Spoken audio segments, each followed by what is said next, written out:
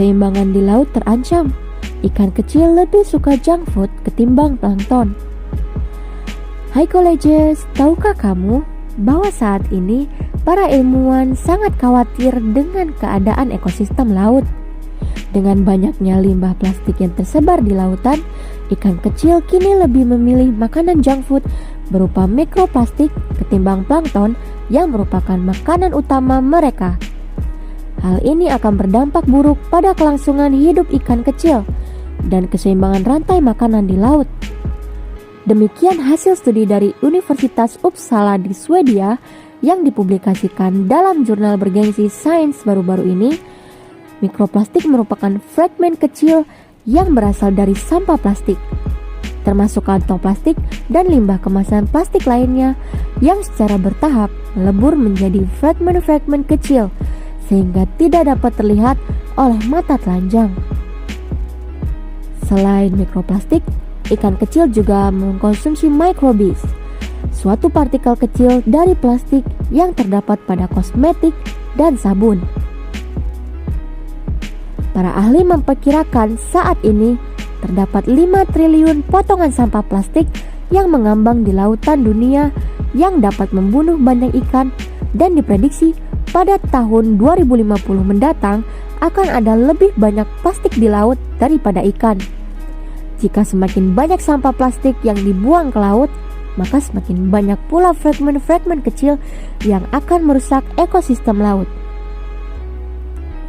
Untuk melihat bagaimana limbah plastik ini mempengaruhi ikan, para ahli meneliti sejumlah ikan kecil di dalam air yang tercemar mikroplastik dan di air yang bersih. Hasilnya, ikan kecil yang terkena partikel mikroplastik memiliki tingkat perkembangbiakan 15% lebih rendah dibandingkan ikan di air bersih. Dan ikan kecil yang berusia 2 pekan jauh lebih lambat melarikan diri dari predator, sehingga mengurangi kelangsungan hidup mereka. Selain itu, hasil studi dari Universitas Uppsala yang mendeskripsikan mikroplastik sebagai potongan-potongan kecil plastik berukuran kurang dari 0,2 inci yang hampir sama dengan ukuran plankton ini menemukan bahwa ikan kecil lebih suka makan partikel mikroplastik daripada plankton.